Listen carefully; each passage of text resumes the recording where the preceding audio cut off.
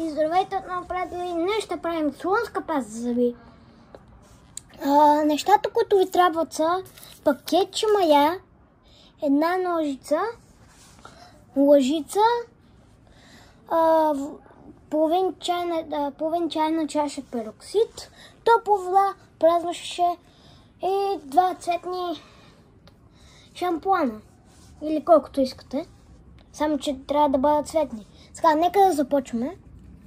Трябва да скъсаме пакетчето мая. Малко се разсипа. Това е друг въпрос. Тук слагаме. Така, разбъркваме.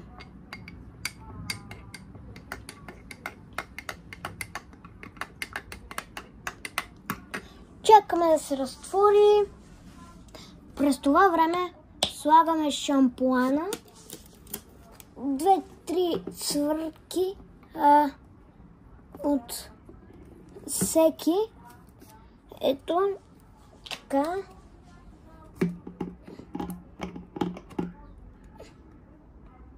Добре, по 3 цвъртки.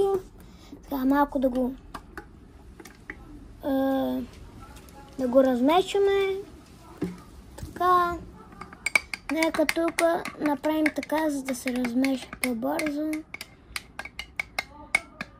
Така.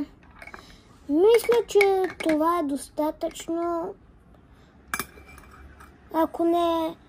Ако изобщо не ви се занимава да разбърквате, може да чакате 2-3 минути и след като сте сложили маята, и тогава може да гореща вода трябва да е цяла чаша. Сега така слагаме водородния пероксид.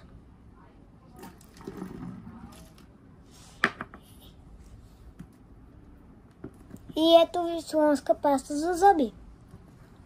Ето. Интересно беше. Надявам се, ако ви е харесало това видео, да го харесате, като го лайкнете. И ако не сте сабскрайбнали, може да се сабскрайбнете. От мен, чао!